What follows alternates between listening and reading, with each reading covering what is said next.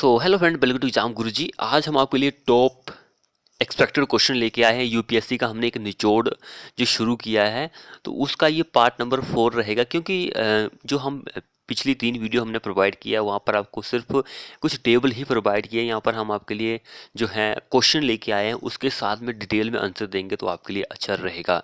क्योंकि आपको पता भी होना चाहिए कि भाई क्वेश्चन जो है प्रीवियस ईयर में ऐसे पूछे गए थे। तो ये एक यूपी ट्रिपल एस जेई का 2000 समथिंग का एग्ज़ाम का क्वेश्चन पेपर है।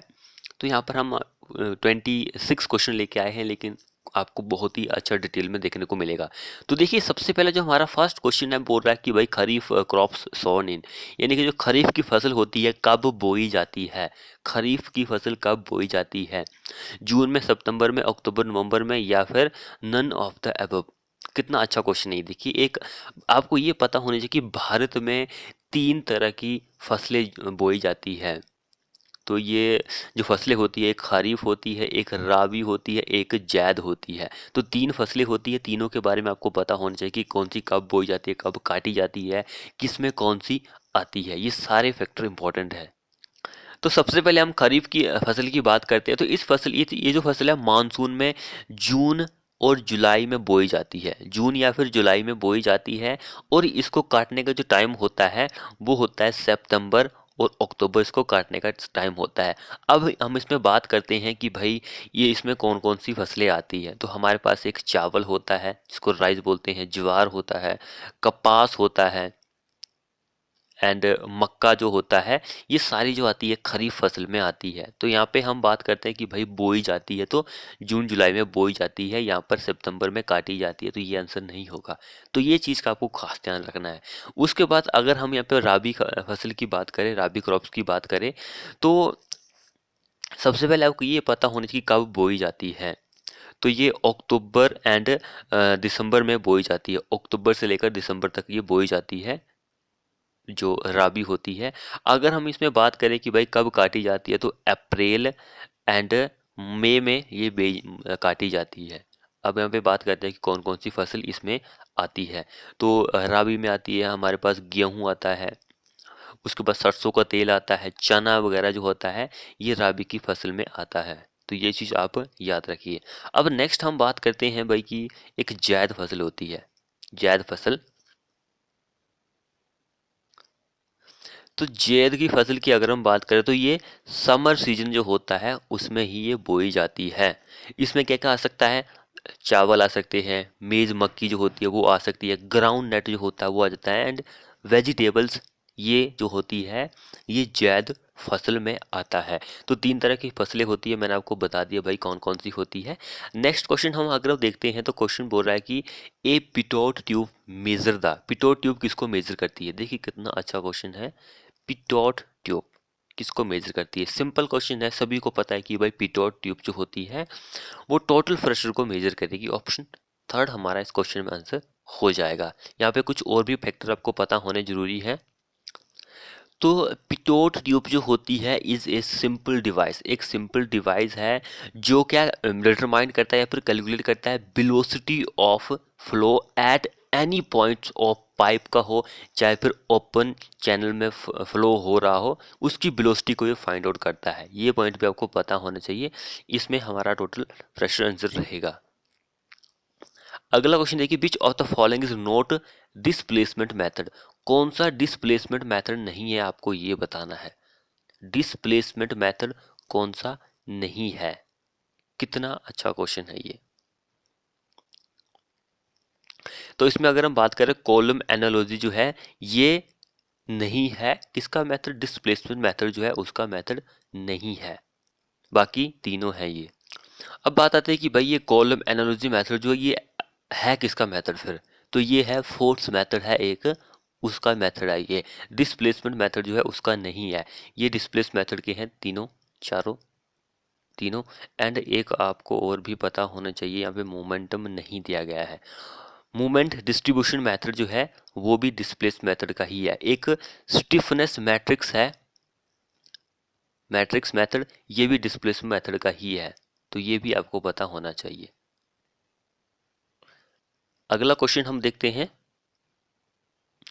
The indirect method of contouring has all the following advantage over direct method except, किसको छोड़कर इनडायरेक्ट मेथड जो है कंटूरिंग का, वो एक्यूरेंसी को छोड़कर बाकी सारे एडवांटेज हैं, इनके लाभ हैं इसके। तो ये चीज़ आपको पता होनी चाहिए। तो सबसे पहले आपको जब भी इस तरह के क्वेश्चन आते हैं तो आपको इसका कंपैरिजन पता होना चाहिए कि भाई इनडायरेक्ट मेथड और डायरेक्ट मेथड जो होता है इसमें क्या क्या डिफरेंसेस है कि जब भी आप कंटूरिंग करते हैं। तो मैं आपको यहाँ पे थोड़े बहुत पॉइंट्स बता देता हूँ। एक साइड में यहाँ पे डायरेक्ट मेथड रखता हूँ, एक साइड इनडायरेक्ट रखता हूँ। तो डायरेक्ट मेथड की अगर हम बात करें ये बहुत ही एक्यूरेट होता है। तो देखिए एक्यूरेंसी, ये इनएक्यूरेट होता है, यानी कि लेस एक्यूरेट होता है इनडायरेक्ट मेथड जो होता है। एंड डायरेक्ट मेथड की बात करें ये बहुत ही स्लो होता है, ये फास्ट होता है। यहाँ पर इसमें आपको बहुत ही रिसोर्सेज की ज़रूरत पड़ती है, इसमें लेस रिसोर्सेज की ज़रूरत पड़ती है। और यहाँ पर अगर हम बात करें स्मॉल एरिया में आप कंटूरिंग जो है वो कर सकते हैं, लेकिन यहाँ पर आपको लार्जर एरिया की ज़रूरत पड़ती है। ये सारे पॉइंट जो है आपको पता होने ज़रूरी है, तब जाकर आप कंपैरिजन जो है वो कर सकते हैं डायरेक्ट और इनडायरेक्ट मेथड में। तो इसलिए इनको आप अच्छी तरह से अपने दिमाग में बिठा लीजिए। अगले कुछ पॉइंट्स की अगर हम बात करें यहाँ पर नेक्स्ट क्वेश्चन की, तो देखिए हमारा जो आईएस कोड है उसके अकॉर्डिंग कुछ जो लिमिट है वो स्पेसिफाई की गई है कि भाई परमिसिबल लिमिट जो है वो इतनी होनी चाहिए पीने वाले पानी में। अगर हम यहाँ पे फ्री अमोनिया की बात करें कि भाई फ्री अमोनिया जो होता है वो कितना होता है, सबसे पहले आपको ये पता होना चाहिए कि भाई जो फ्री अमोनिया होता है वो आप कैसे मेज़र कर सकते हैं। तो आप मेज़र कर सकते हैं बाय सिंपली बॉइलिंग वाटर। अब पानी को उबालेंगे तब जो अमोनिया गैस होती है वो ख़त्म हो जाती है, तो वो हमारा पानी जो होता है वो पीने वाला हो जाता है। कहने का मीनिंग है कि पानी को आप उबालेंगे तो आपकी जो फ्री अमोनिया होगी वो बिल्कुल ही ख़त्म हो जाएगी। तो अप्रोक्सीमेट जो लिमिट रखी हुई है फ्री अमोनिया की वो 0.15 रखी हुई है, यानी कि ऑप्शन नंबर ये हमारा बिल्कुल करेक्ट आंसर हो जाएगा। अब यहाँ पे अल्बोनोमोइड जो अमोनिया होता है उसकी अगर हम बात करें तो इसमें भी कुछ ना कुछ होता है। इसको भी आप मेजर कर सकते हैं बाय एडिंग ए स्ट्रॉन्ग अल्केनाइल solution of potassium permanganate का जो होता है, जिसको आप KMnO4 से डिनोट करते हैं। तो ये आप ऐड करके पानी में ऐड करेंगे और पानी को उबालेंगे तो आपको जो फ्री अमोनिया होता है ख़त्म हो जाता है। तो इसकी जो भी लिमिट होती है कुछ ना कुछ वो होती है 0.3, यानी कि ये वाला इसका करेक्ट आंसर हो जाएगा। अब यहाँ पे हम बात करें कि नाइट्रेट्स, तो नाइट्रेट्स जो होता है ये बिल्कुल ही जीरो होना चाहिए। ये तो सभी को पता है कि नाइट्रेट बिल्कुल जीरो होना चाहिए। एक होता है ये नाइट्रेट्स है, ये नाइट्रेट है, नाइट्रेट तो 45 होता है। तो ये इस तरह से ये मैच होगा। ये दोनों इंपॉर्टेंट है, चारों जितने भी हैं वो इंपॉर्टेंट है एग्जाम के पॉइंट ऑफ व्यू से। अगले क्वेश्चन में अगर हम बात करते हैं कि विच of the following sets of internal angle of triangle show well conditional triangle. Well conditional triangle जो होता है वो कौन सा यहाँ पे एंगल दिए गए हैं, कौन सा शो करता है। तो हमारे पास जो ट्रायंगल होती है वो दो तरह की होती है, एक तो वेल कंडीशनल होती है, वो एक इल कंडीशनल होती है। दोनों के बारे में आपको पता होना चाहिए कि कौन सी इल कंडीशनल होती है, कौन सी वेल कंडीशनल होती है। तो बेल की अगर हम बात करें तो बेल का जो होता है 30 और 120 के बीच में होता है, ना इससे कम ना इससे ज़्यादा।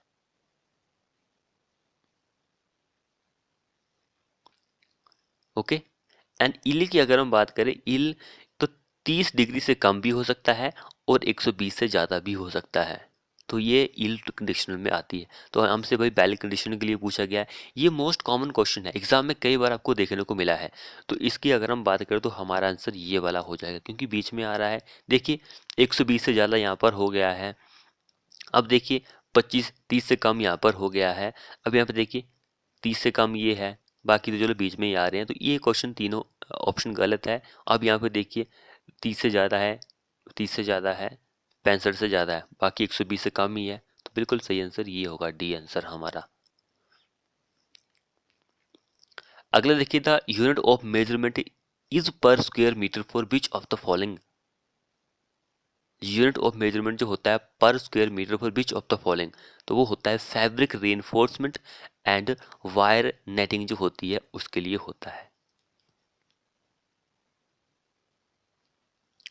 अगला क्वेश्चन देखिए, thickness of lacing flat for double lacing system should not be less than dash of length between the inner and vault. कितनी होती है थिकनेस, पूछ रहा है डबल लेसिंग के लिए। डबल लेसिंग के लिए हमारा आंसर ये वाला होता है, अगर सिंगल लेसिंग के लिए पूछेगा तो हमारा आंसर ये वाला होगा। अगर हम यहाँ पे टोटल ट्रांसवर्स शियर की बात करें, जो ट्रांसवर्स शियर होता है कॉलम में वो 2.5 एक्सिल लोड होता है, इतना होना चाहिए। स्लेंडरनेस रेशियो की अगर हम बात करें लेसिंग बार के लिए तो 145 होता है, ये एग्जाम में कई बार आपको पूछा गया है, तो इसको भी आप अच्छी तरह से याद कर सकते हैं। उसके बाद नेक्स्ट क्वेश्चन की अगर हम बात करें, when consolidation of saturated soil sample occur the degree of saturation जो होता है वो कितना होता है। जब कंसोलिडेशन ऑफ सैचुरेशन जो होता है वो आपको देखने को मिलता है तो डिग्री ऑफ सैचुरेशन जो होता है वो हमारा वैसा का वैसा ही रहता है। इंटरमीडिएट स्टिफनर की अगर हम बात करें, प्रोवाइडेड प्रिल्ड गर्डर 2, इंटरमीडिएट स्टिफनर जो होता है ताकि हमारी वेब बकलिंग को रोका जा सके, वेब बकलिंग को रोका जा सके। अब यहाँ पे आपसे ये क्वेश्चन भी पूछा जा सकता है कि भाई इंटरमीडिएट वर्टिकल स्टिफनर, वैसे यहाँ पे दिया भी है, एक ही बात है। वर्टिकल यहाँ पे इंटरमीडिएट वर्टिकल दिया गया है, हो सकता है कि आपको वर्टिकल की जगह यहाँ पर ट्रांसवर्स भी दिया हो सकता है। इंटरमीडिएट ट्रांसवर्स स्टिफनर या फिर इंटरमीडिएट वर्टिकल स्टिफनर, एक ही बात है, कंफ्यूज होने की जरूरत नहीं है। एक हमारे पास क्या होता है, लॉन्गिट्यूडनल हॉरिजॉन्टल स्टिफनर या फिर लॉन्गिट्यूडनल स्टिफनर, सिंपली आप ऐसे भी बोल सकते हैं। तो एक ही बात है, आपको पता है, तो दोनों में कंफ्यूज होने की जरूरत नहीं है। उस पर नेक्स्ट क्वेश्चन देखिए, the boundary layer is form as the following fluid comes in contact with the solid surface because of the action of, तो वो एक्शन होता है विस्कोसिटी जो होती है फ्लूइड की। अगला देखिए, maximum shear stress in concrete of reinforce concrete beam is, तो वो shear force over lever arm into width, option A हमारा आंसर हो जाएगा। Coefficient of rugosity as defined as the Lacey's is depend upon, किस पर depend करती है,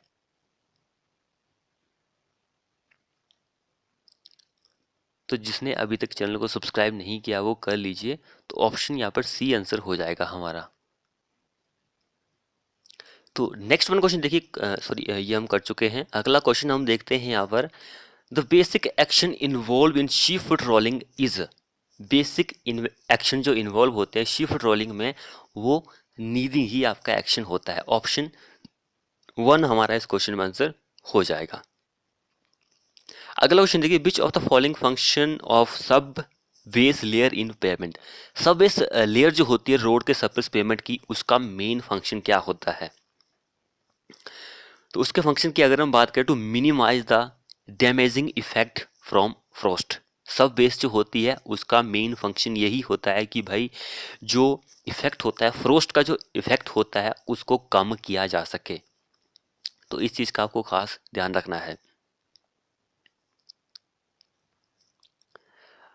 अगला क्वेश्चन देखिए, the longitudinal movement of the rail in the track in direction of motion of locomotive is known as, longitudinal movement जो होता है rail in track in the direction of motion of longitudinal locomotive is known as, उसको आप creep in rail बोलते हैं।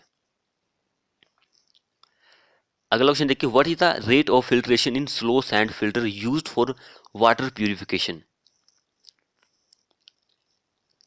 तो हमारे पास दो तरह के फिल्टर होते हैं, एक स्लो सैंड फिल्टर होता है, एक रैपिड सैंड फिल्टर होता है। दोनों के बारे में आपको पता होना चाहिए कि भाई इसका रेट ऑफ फिल्ट्रेशन जो होता है वो क्या होता है। अगर हम स्लो सैंड की फिल्टर की बात करें तो इसका जो होता है 100 से 200 लीटर पर आवर पर स्क्वायर मीटर जो होता है इसका रेट ऑफ फिल्ट्रेशन होता है। लेकिन हम रैपिड सैंड फिल्टर की बात करें तो इसका 3000 से 6000 होता है, ये रैपिड सैंड फिल्टर के लिए होता है। अगर हम यहाँ पे दोनों को कंपैरिजन करें थोड़ा बहुत तो इसमें आपको थोड़ी बहुत चीज़ें पता होनी चाहिए। यहाँ पर स्लो सैंड फिल्टर, ये रैपिड सैंड फिल्टर, तो देखिए जो स्लो सैंड फिल्टर होता है इसमें आपको ज़्यादा एरिया की जरूरत पड़ती है, 200 से लेकर 2000 स्क्वायर मीटर, लेकिन इसमें क्या पड़ती है, स्मॉलर एरिया की जरूरत पड़ती है, 80 से लेकर 200 मीटर स्क्वायर। एफिशिएंसी की अगर हम बात करें तो इसमें 99% एफिशिएंसी होती है, इसमें 95 होती है। एंड टोटल डेप्थ की अगर हम बात करें स्लो सैंड में तो 3 से 3.5 होती है मीटर में, एंड इसमें स्मॉलर होती है 2.5 से लेकर 3 होती है। तो ये चीज़ें इंपॉर्टेंट है एग्जाम के पॉइंट ऑफ व्यू से। अगर हम कोफिशिएंट ऑफ यूनिफॉर्मिटी की बात करें इसमें स्लो सैंड फिल्टर में तो 1.8 से लेकर 2.7 होती है, एंड रैपिड सैंड फिल्टर की बात करें 1.2 से लेकर 1.7 होती है। ये सारी चीज़ें इंपॉर्टेंट है एग्जाम के पॉइंट ऑफ व्यू से। अगला क्वेश्चन देखिए, which of the following method is use to forecast population of old and very large city. Old and very large city के लिए अर्थमेटिकली इंक्रीज मेथड जो होता है ये बिल्कुल सही आंसर हो जाएगा। उसके बाद अगला क्वेश्चन देखिए, spacing of transverse reinforcement of column decided by following consideration. Spacing जो होती है वो कितनी होती है।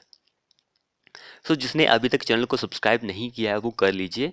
तो यहाँ पर हमारा पास सारे आंसर हो जाएंगे। ऑप्शन 4 ये स्पेसिंग जो होती है ये हमारा IS कोड 4562 के अकॉर्डिंग स्पेसिफाई किया गया, भाई इतनी स्पेसिंग जो है वो होनी जरूरी है। अगला क्वेश्चन देखिए, which of the following test is used for measuring the workability of concrete.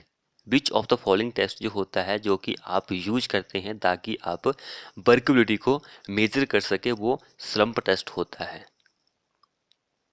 वैसे और भी बहुत सारे टेस्ट होते हैं जैसे कि हमारे पास कंपैक्शन फैक्टर टेस्ट होता है, VV टेस्ट होता है, VV कंसिस्टोमीटर होता है, एंड फ्लो टेबल टेस्ट होता है। तो ये सारे टेस्ट जो होते हैं, एक कैली वॉल भी होता है, कैली वॉल टेस्ट। ये सारे मेथड जो होते हैं वर्केबिलिटी को फाइंड आउट करते हैं। अगला देखिए, if the arm of couple is double. Arm जो होती है कपल की वो डबल कर दी जाए तो मूवमेंट जो होगा वो क्या हो जाएगा, वो भी डबल ही हो जाएगा। अब यहाँ पे देखिए, यहाँ पर कुछ डेफिनेशन दी गई है एंड डिफेक्ट दिए गए हैं, तो वो आपको डिफेक्ट बताने हैं कि भाई कौन सा किससे रिलेट करेगा। तो यहाँ पे देखिए, सबसे पहले हमारे पास कपिंग डिफेक्ट दिया गया है। तो कपिंग जो होता है वो अनइक्वल श्रिंकेज जो होता है उसकी वजह से देखने को मिलता है। बाउइंग की अगर हम बात करें तो ये causing by grain irregularity in the board and illuminated by proper stacking से आप कर सकते हैं। अगर हम चक डिफेक्ट की बात करें तो चक जो स्मॉल क्रैक्स होते हैं ये नोट हमारे पास एक ही बचता है, तो एक ये इस तरह से मैच हो जाएगा हमारा। अगला क्वेश्चन देखिए, the maximum ratio of span to depth of slab simply supported and spanning in two direction तो 35 होता है। 35 होता है स्पैन जो डेप्थ रेशियो जो होता है। ये माइल स्टील के लिए पूछा गया है। तो माइल स्टील के लिए आपको पता होनी चाहिए, सिंपली सपोर्टेड के लिए, माइल स्टील के लिए, क्योंकि यहाँ पर क्या पूछा गया है हमसे, स्पैनिंग इन टू डायरेक्शन में पूछा गया है, तो ये आपको पता होना चाहिए। 28 जो होता है वो HOIST बार के लिए होता है।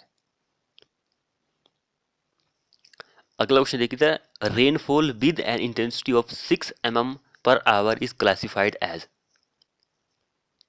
तो वो मॉडरेट होती है, मॉडरेट होती है। अगला क्वेश्चन देखिए, plastic shrinkage can be reduce by. Plastic shrinkage जो होता है वो किस तरह से रिड्यूस किया जा सकता है, तो वो आप replacing cement with other pozzolanic material से आप रिड्यूस कर सकते हैं। अगला और लास्ट क्वेश्चन देखिए हमारे इस वीडियो का, to carry out crushing strength test on stone the diameter of dressed stone piece shall not be less than. तो 40 mm से कम नहीं होना चाहिए। ऑप्शन बी हमारा इस क्वेश्चन में आंसर हो जाएगा। तो फ्रेंड्स ये थे हमारे इंपॉर्टेंट क्वेश्चन।